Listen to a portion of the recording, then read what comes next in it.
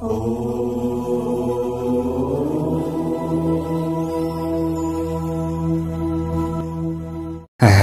ओम। स्वस्ति श्री गणेशाय नमः। ओम नमो भगवते वासुदेवाय। गुरुर्ब्रह्मा गुरुर्विष्णु गुरुर्देवो महेश्वरः। गुरु साक्षात् परं ब्रह्म तस्मै श्री गुरवे नमः। कृष्णाय वासुदेवाय हरये परमात्मने प्रणतक्लेशनाशाय गोविन्दाय नमो नमः। चतुर्मास भागवत कथा श्रवण गर्दै आउने क्रममा आज हामी आजको नयाँ भाग 32 भागमा उपस्थित भइसकेका छौं। चतुर्मास भागवत कथाको नयाँ भाग 32 भागको प्रतीक्षामा रहनुभएका सम्पूर्ण भगवानका प्यारा प्यारा भक्त सज्जन वृन्दहरूमा सर्वप्रथम म टीका पौडेलको तर्फबाट जय श्री हरि, जय श्री राधे, जय श्री कृष्ण भन्न चाहन्छु। सर्वै भवन्तु सुखिनः। सबै सुखी रहनुहोला। भगवानको कृपा बनिरहोस् र सत सोचौं, सत मार्गमा अगाडि बढौं, अवश्य पनि हाम्रो कल्याण हुने नै छ। हामीले श्रवण गर्दैछौं चतुर्मास भागवत कथा हो। प्यारा भक्त भागवतहरू, श्रीमद् भागवत महापुराण तृतीय स्कन्धमा हामी छौं। भगवानले सम्झाउनु भयो सनक, सनन्दन, सनातन र सनत कुमारलाई, ब्रह्माजीका 4 मानस पुत्रहरूलाई। र यी 4 मानस पुत्रहरूले भगवानका पार्षद जय र विजयलाई श्राप दिनुभयो। अहिले असुर बनिहाला, 3 जन्मसम्म असुर बन्नु परोस्, श्राप दिनुभयो। भगवानले यो खटपट सुन्नुभयो, हतार हतार बाहिर आउनुभयो र आफ्ना जय र विजयलाई हप्काउनु भयो। त्यस पछाडि सनक, सनन्दन, सनातन र सनत कुमारलाई भगवानले सम्झाउनु भयो, नमन गर्नुभयो, प्रणाम गर्नुभयो, प्रशंसा गर्नुभयो। धेरै ठुलो प्रशंसा गरेर भगवानले ब्राह्मणहरूलाई विदा गर्नुभयो। भक्तवत्सल भगवानको जय होस्। त्यस पछाडि सनकादि ऋषिहरू पनि सम्मान प्राप्त गरिसकेपछि सम्मानपूर्वक नमन गर्दै उहाँहरू त्यहाँबाट बाटो लाग्नुभयो। अब यी सनकादि ऋषिहरूको श्रापद्वारा भगवानका पार्षद जय र विजय अदिति माताका गर्भमा आएका छन्। यो इतिहास कसले बताउँदै हुनुहुन्छ? ब्रह्माजीले देवताहरूलाई बताउँदै हुनुहुन्छ। देवताहरू ब्रह्माजीको शरणमा गएका थिए नि त। ए पितामह, हामी त जल्न लागेका छौँ, हामी त सास फेर्न गाह्रो भएर हजुरको शरणमा आएका हौँ। कहाँबाट यस्तो तेज आइरहेको छ? त्यसैले हामीलाई गाह्रो परेको हो। यसरी देवताहरूले सोधिसकेपछि ब्रह्माजीले यो सबै इतिहास सुनाउँदै हुनुहुन्छ। नैमिषारण्यमा सौनकादि 88,000 ऋषिहरूलाई सुतजीले यो कथा श्रवण गराउँदै हुनुहुन्छ। गङ्गाका किनारमा राजा परीक्षितलाई सुखदेवजीले यही कथा श्रवण गराउँदै हुनुहुन्छ। भक्तवत्सल भगवानको जय होस्। अब यो सारा रहस्य ब्रह्माजीले देवताहरूलाई फेरि अगाडि बताउँदै भन्नुभयो, अब तपाईहरू डराउनु पर्दैन, भगवान श्री हरि नारायणले तपाईहरूको कृपा गर्नुहुनेछ। समय आइसकेपछि उद्धार गर्नुहुनेछ उहाँले। अब बाँकी जो भगवान श्री हरि नारायण हुनुहुन्छ, उहाँको समान अरू कोही पनि छैन। उहाँले उद्धार गर्नुभयो त उद्धार हुन्छ, नत्र गाह्रो छ, तर उहाँले उद्धार गर्नुहुन्छ। यसरी ब्रह्माजीले देवताहरूलाई आश्वासन दिनुभयो, सारा इतिहासहरू बताएर। त्यस पछाडि देवताहरू बिचारा अब त्यो समयको प्रतीक्षा गर्न लागे। 100 वर्ष व्यतीत भयो।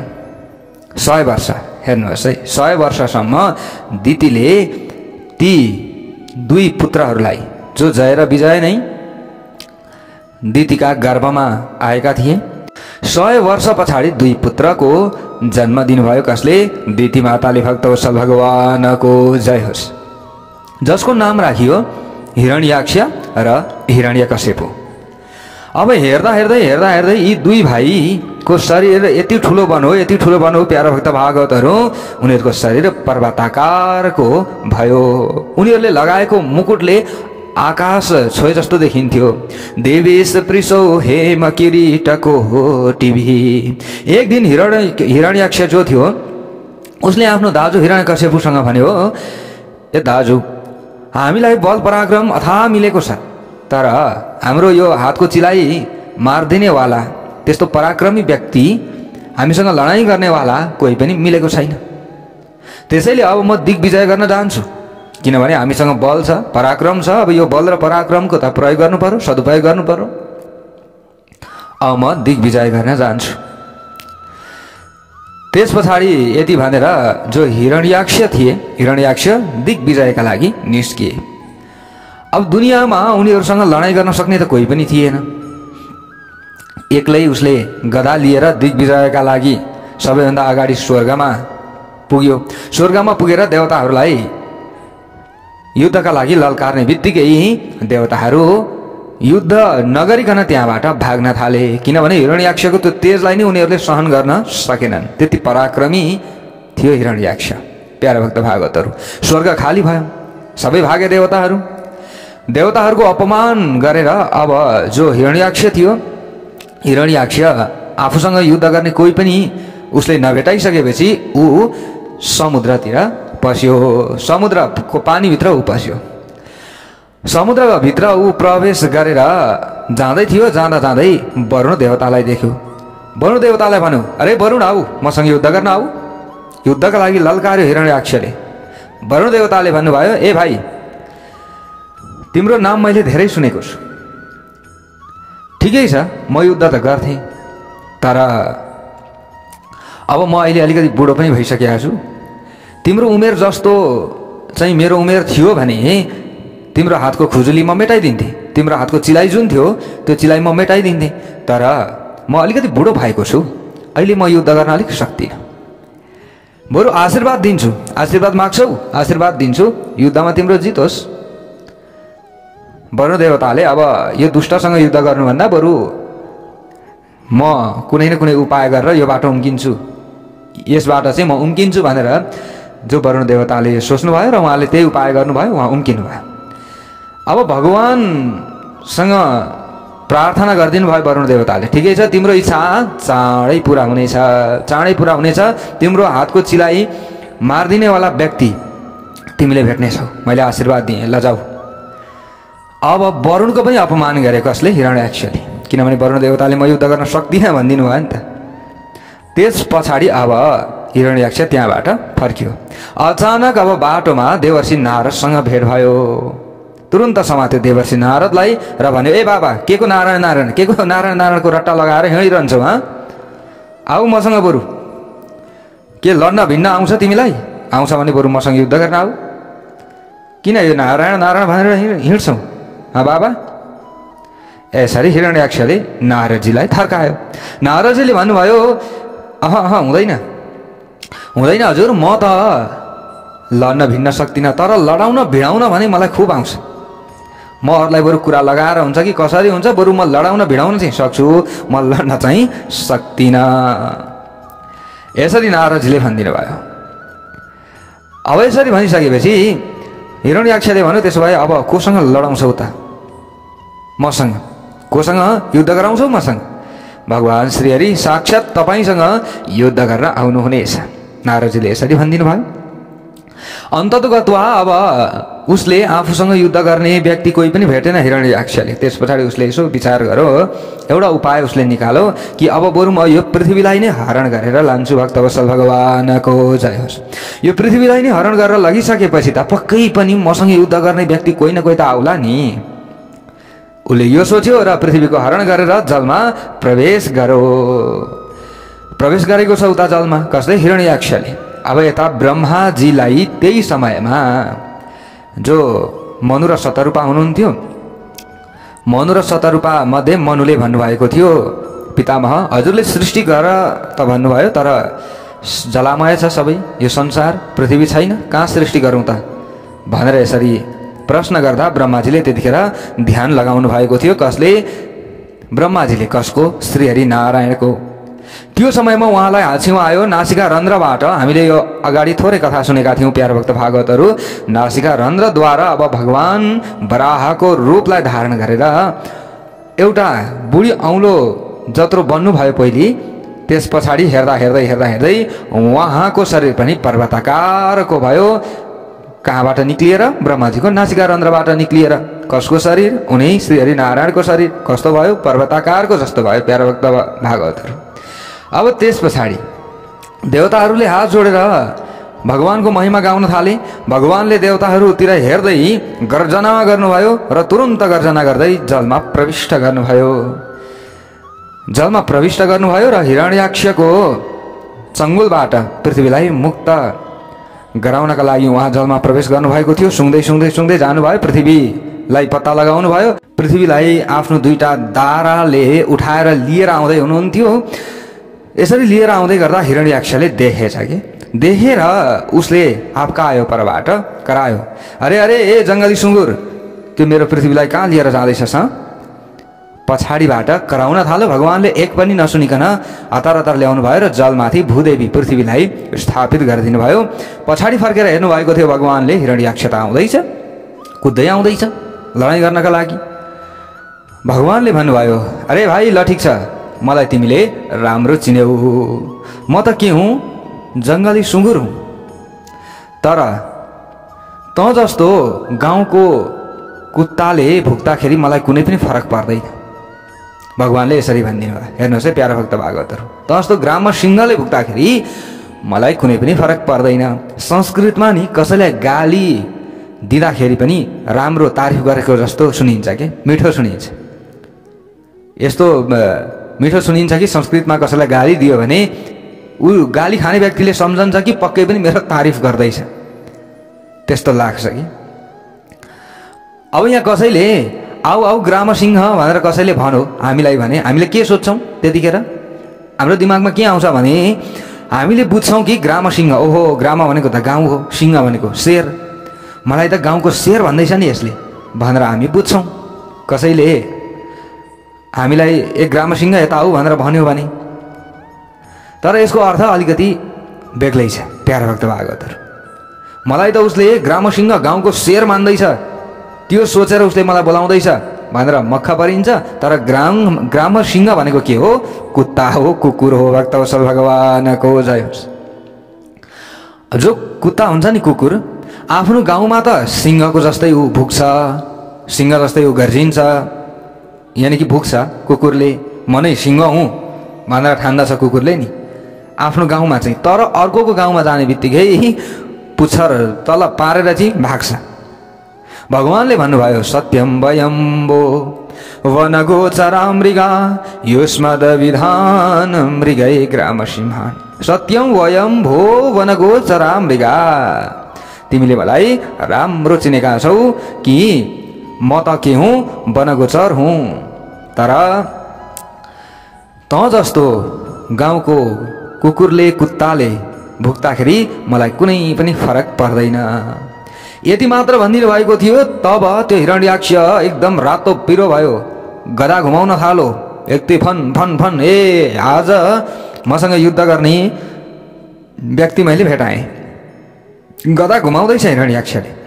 हिरण्याक्षले अब के गर्यो त भन्दा आफूले गदा लिएको थियो हातमा, उसले गदा घुमाउन थाल्यो। गदा घुमाएर भगवानतिर उसले प्रहार गरिदियो। भगवानले पनि हातमा गदा लिनुभएको थियो। उसले हानेको गदाले भगवानले चाहिँ हातमा समात्नु भएको गदालाई ठक्कर दियो। भगवानको हातबाट गदा छुट्यो। देवताहरू डराए, अरे अरे अब के हुन्छ त? भगवानको हातबाट त गदा छुट्यो। देवताहरूले तुरुन्त भगवानलाई इसारा गरे, अलिक छिटो गर्नुहोस् प्रभु, अलिक छिटो गर्नुहोस्, सूर्यास्त हुन आँट्यो। सूर्यास्त भइसकेपछि त यो राक्षसीहरूको बल बढ्छ, यो त राक्षस छ, त्यसैले रातिको समयमा राक्षसहरूको बल बढ्छ, त्यसैले सूर्यास्त हुनुभन्दा अगाडि नै यसको काम तमाम गर्नुपर्दछ। भगवानले देवताहरूको इसारा बुझ्नुभयो र भगवानले हाँस्नुभयो कि भगवान हाँस्नुभयो। हेर हेर यिनीहरू कति डराइरहेका छन्, मेरो शक्तिमा पनि यिनीहरूले सन्देह गरिराखेका छन्। भगवानले यसरी सम्झिनुभयो। अब भगवान र जो वराह भगवान हुनुहुन्छ, वराह भगवान र जो हिरण्याक्ष छ, हिरण्याक्षको घनघोर युद्ध भयो। यहाँ भयङ्कर युद्ध भएको छ। त्यो युद्धमा बहुत मायाको प्रयोग गर्यो। कसले? हिरण्याक्षले माया देखायो उसले। तर भगवान त मायापति हुनुहुन्छ। भगवानको सामुन्यमा उसको मायाको के चल्थ्यो? अन्तमा भगवानले एक थप्पड गालामा दिनुभएको थियो। करेण कर्ण मूलेहन यथा त्वाष्ट्रम मरुत्पति। एक प्रहार जब गालामा भगवानले थप्पड लगाउनु भयो, हिरण्याक्षको आँखा बाहिर निस्कियो। भक्तवत्सल भगवानको रक्त बमन गर्न थाल्यो हिरण्याक्षले, तर धडामसँग ऊ पृथ्वीमा ढल्यो को हिरण्याक्ष। अब देवताहरूले भगवानको जयकार अब यहाँनिर बोल्ने प्रयत्न त गरे, तर उनीहरूलाई डर छ, अझै पनि संशय छ क्या देवताहरूलाई। उनीहरूले जयकार बोल्ने प्रयत्न त गरे, तर जयकार बोल्न पाएका छैनन्। वराह भगवानको जय भनौँ भने अहिले भाइ हिरण्याक्ष मरेको छ कि छैन थाहा छैन। फेरि उठेर हामीलाई बाजा बजाउने हो कि? हिजै अस्ति नै हामी यसको शक्तिलाई देखिसकेका छौँ र हामी त भागिसकेका छौँ। त्यस पछाडि देवताहरूले स्तुति गर्न थाले। ठीक ढङ्गसँग अब भगवानको स्तुति गर्न थाले। हेर्नुहोस् है प्यारा भक्त भागवतहरू, अहो इमामको नुलभेत संस्थितम संस्थितिम। अब हेर्नुहोस् है, हे प्रभु यो भाग्यशालीको तपाईँले उत्तम गति प्रदान गर्नुभएको छ। यो भाग्यशालीलाई तपाईँले उत्तम गति दिनुभएको छ, किनभने जगतमा यो समान भाग्यशाली अरू को हुन सक्दछ र?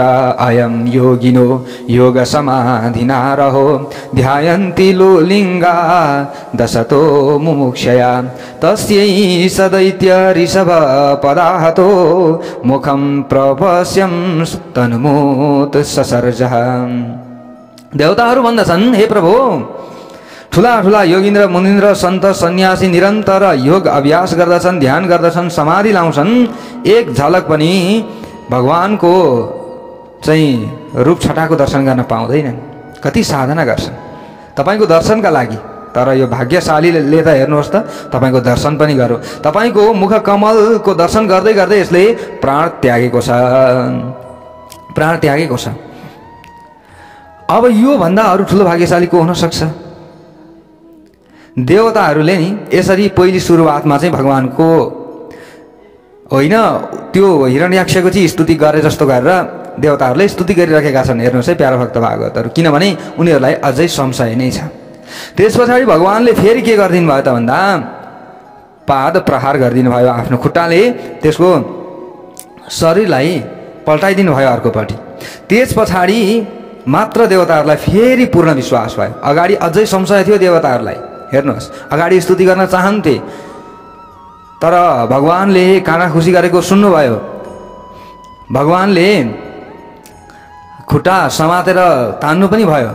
त्यस पछाडि पनि देवताहरूले स्तुति गर्न त थाले, तर यहाँनिर स्तुति दुवैतर्फको भए जस्तो गरेर उनीहरूले गर्न थालेका थिए।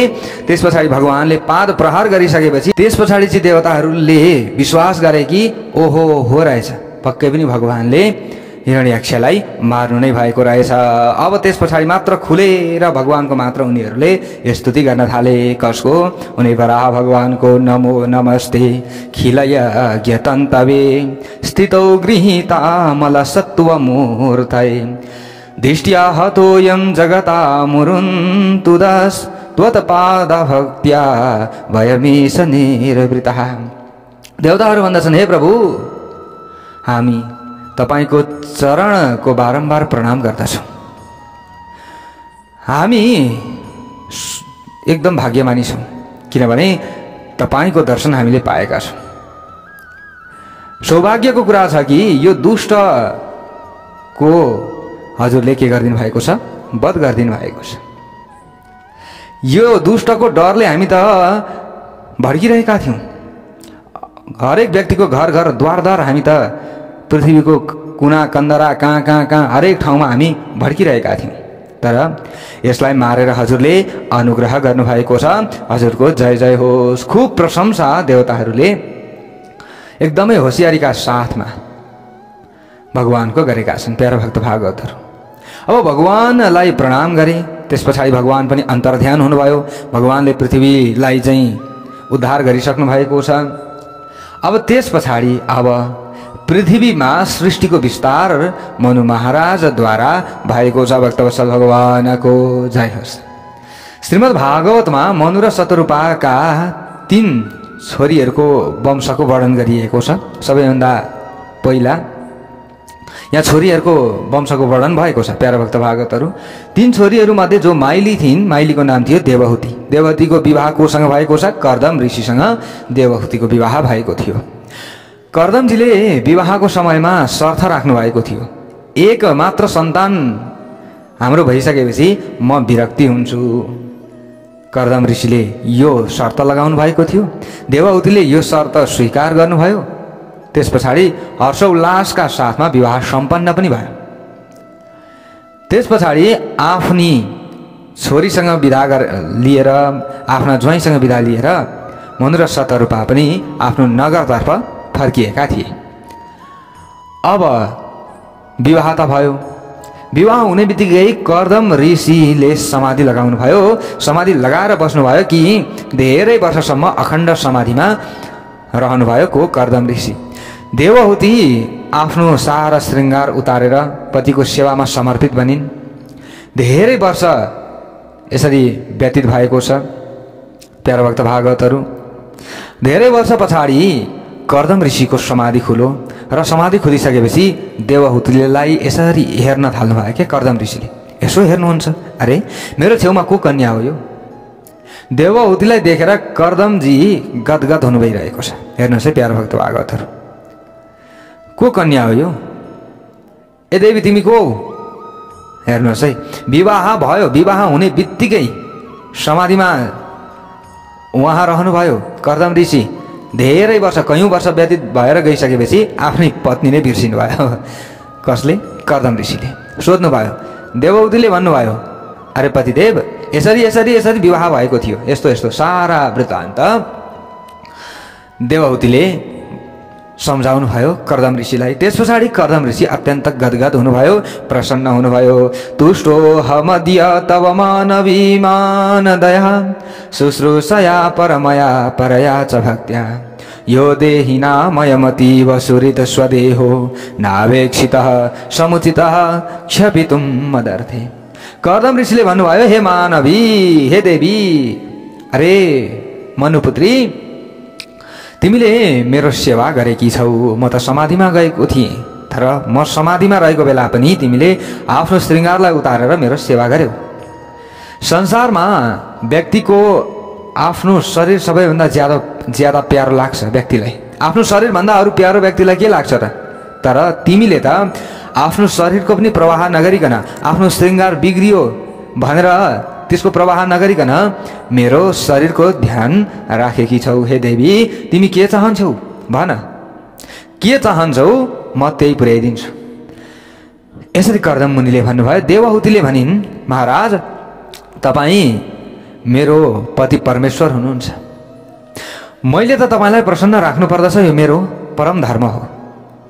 तर अब मलाई केही दिन चाहनुहुन्छ भने हामी त गृहस्थी हौँ, गृहस्थीलाई सन्तानको आवश्यकता पर्दछ। त्यसैले एउटा सुन्दर सन्तान मलाई चाहिएको छ, अरू मलाई केही पनि चाहिएको छैन। कर्दम ऋषि प्रसन्न हुनुभयो देवहुतिको कुरा सुनेर। तुरुन्त हातमा जल लिनुभयो। सङ्कल्प गरेर उहाँले जब सङ्कल्प गरेर हातबाट जल छोड्नु भएको थियो, त्यो समयमा एउटा अद्भुत विमान अगाडि प्रकट भयो। भक्तवत्सल भगवानको जय होस्। कर्दम ऋषिमा यति शक्ति थियो। हेर्नुहोस् है प्यारो भक्त भागवतहरू, समाधिको शक्ति, मन्त्र जपको शक्ति। त्यस पछाडि अब विमान कस्तो थियो त भन्दा सङ्कल्प मात्रद्वारा चल्नेवाला विमान थियो। न त्यसमा डिजल लाग्थ्यो, न त्यसमा पेट्रोल लाग्थ्यो, न डिजल न पेट्रोल, केहीको पनि झन्झट छैन। जब आफूले जहाँ जाने कामना गरो, मलाई यो स्थानमा लिएर जाऊ ए विमान भन्ने बित्तिकै त्यो विमानले त्यही स्थानमा लिएर जान्थ्यो। सङ्कल्प मात्रले चल्नेवाला विमानको सृष्टि गर्नुभएको छ कर्दम ऋषिले। यस्तो अद्भुत विमान आजसम्म कोही पनि वैज्ञानिकले न बनाउन सकेका छन्, न पछि बनाउन सक्लान्। तर हाम्रा इतिहास पुराण आदिमा प्रष्ट रूपमा लेखिएको छ, पहिले आकाशमा विमान उड्थ्यो। अब पुष्पक विमानमा रावणले सीतालाई अपहरण गरेर लगेको थियो भनेर व्यक्तिहरूका सामुन्नेमा, भक्तहरूका सामुन्नेमा गुरुहरूले कथा गर्दाखेरि भक्तहरूलाई विश्वास लाग्दैन थियो, हाँस्थे उनीहरू। अरे आकाशमा उड्नेवाला पनि हुन्छ र भनेर हाँस्थे। तर आज त देखियो नि आकाशमा उड्दो रहेछ। तर हेर्नुहोस्, हाम्रा शास्त्र आदिमा यति पनि भनिएको छ कि सङ्कल्प मात्रले उड्ने विमान कसले सृष्टि गर्नुभएको थियो? कर्दम ऋषिले। हेर्नुहोस् है प्यारो भक्त भागवतहरू, यस्तो उहाँले सङ्कल्प मात्रले विमान सृष्टि गर्नुभयो। त्यस पछाडि देवहूतिलाई विमानमा बसाउनु भयो। अब विमानमा बसाउनु पूर्व जो कर्दम ऋषि हुनुहुन्थ्यो, कर्दम ऋषिले यसो विचार गर्नुभयो कि म त समाधिमा गएको थिएँ, देवहूतिको त शरीरमा गण्डकी भइसकेको छ कि कपाल पनि कोरेकी छैनन्, एकदम लटा जटा छ। त्यसैले अब पहिले देवहूतिलाई सफा बनाउनु पर्यो, सुन्दर बनाउनु पर्यो। त्यस पछाडि कर्दम ऋषिले सोच्नुभयो कि देवी अब विमान त तयार भइसकेको छ, अब विमानमा तिमी चढ्नेछौ, म पनि चढ्नेछु र हामी घुम्नेछौँ। तर त्योभन्दा अगाडि तिमीले त्यहाँ पर एउटा सरोवर छ, त्यहाँनिर गएर तिमीले के गर? स्नान गर। त्यहाँ गएर स्नान गर। स्नान गरिसकेपछि तिम्रो शरीर दिव्य हुनेछ। त्यस पछाडि तिमी यो विमानमा चढ्ने योग्य बन्नेछौ। यसरी कर्दम ऋषिले भन्नुभयो। त्यस पछाडि देवहूति त्यो सरोवरभित्र प्रवेश गर्नुभयो। सरोवरभित्र प्रवेश गर्ने बित्तिकै त्यहाँनिर हेर्नुहोस् प्यारा भक्त भागवतहरू, सरोवरमा 97 कन्याका 1000 कन्याहरू सरोवरमा प्रकट भए र देवहूति मातालाई स्नान गराइदिए। उहाँको शरीर मिची स्नान गराइदिए, राम्रो श्रृङ्गार पनि गरिदिए। र अब अप्सराहरू थिए नि त, हेर्नुहोस् है, 97 कन्याका 1000 कन्याहरूले जो देवहूतिलाई स्नान गराइदिसकेपछि श्रृङ्गार पनि गराइदिए। सरोवरबाट बाहिर जब देवहूति यसरी अब निक्लन लाग्नुभयो, कर्दम ऋषि पनि छक्क पर्नुभयो। ओहो, यी देवहूति नै हुन् त, देवहूति नै हुन् त। कर्दम ऋषि पनि अत्यन्त छक्क पर्नुभयो। आऊ देवी बस भन्नुभयो। अब कर्दम ऋषिले जुन सङ्कल्प मात्रले चल्नेवाला विमानमा देवहूतिलाई राख्नुभयो र आफू पनि बस्नुभयो। त्यस पछाडि अब उहाँहरूले त्यो विमानमा बसेर विहार गर्न थाल्नुभयो भक्तवत्सल भगवानको। उहाँले विमानमा बसेर यसरी वर्षौँ वर्षसम्म चाहिँ विचरण गर्दै रहनुभयो। त्यस पछाडि विमानभित्रै हेर्नुहोस् है प्यारा भक्त भागवतहरू, विमानभित्रै 9 जना छोरीहरूको जन्म देवहूतिले दिइन् भक्तवत्सल भगवानको। जय होस्। अब एक दिन कर्दम ऋषिले सोच्नुभयो, अब आफैले आफैलाई धिक्कार गर्नुभयो। मैले त देवहूतिलाई वचन दिएको थिएँ कि जब एउटा सन्तान हुन्छ, सन्तान भइसकेपछि त म त गृहलाई त्याग गरेर वनतिर लाग्छु, बाबा बन्छु भनेर मैले त सङ्कल्प गरेको थिएँ। यो सोच थियो मेरो त विवाह गर्नुभन्दा पहिला। तर आजसम्म त 9 जना छोरी भइसके, तर अहिलेसम्म पनि म यो दुनियाँदारीमा फँसिरहेको छु, बाहिर निस्कन सकिनँ। यो मायाले मलाई लपेटिरहेको छ। अब म पक्कै पनि बाहिर निक्लनु पर्दछ, म अब साधु सन्यासी भनेर हिँड्नु पर्दछ। यसरी कर्दम ऋषिले सोच्नुभयो र देवहूतिलाई भन्नुभयो, ए देवी, मैले त एउटा सन्तान भइसकेपछि म घरबाट निक्लन्छु, गृह त्याग गरिदिन्छु भनेर मैले भनेको थिएँ। तर आज त 9 जना छोरीहरू भइसके, अब म जान्छु भन्ने बित्तिकै देवहूतिले तुरुन्त चरणमा पक्रिन्। कहाँ जाँदै हुनुहुन्छ महाराज? कर्दम ऋषिले भन्नुभयो, अगाडिको वचनलाई याद गर देवी। अब देवहूतिले भन्नुभयो, हुँदैन, यी छोरीहरू भनेको त भोलि अर्काको घरमा विवाह गरेर दिइन्छ। मेरो लागि पनि त चाहियो नि सहारा। मेरो सहारा को छ त? त्यो सहारा दिनुहोस्, एउटा सुन्दर छोरा मलाई दिनुहोस्। त्यस पछाडि हजुर जहाँ जानुहुन्छ म रोक्नेवाला छैन। देवहूति माताले कर्दम ऋषिसँग यसरी बिन्ती गर्नुभयो र देवहूति माताले अगाडि गएर भन्नुहुन्छ, हे प्रभु, हे स्वामी, हजुरले यो पनि सम्झनुहोस् त, अगाडि हामीलाई साक्षात् भगवान प्रकट भएर उहाँले भन्नुभएको थियो कि ए कर्दम, तिमीले विवाह गर, तिम्रो घरमा म छोरा भनेर आउनेछु भनेर भगवानले वचन दिनुभएको थियो। त्यो वचनलाई सम्झिनुहोस् त।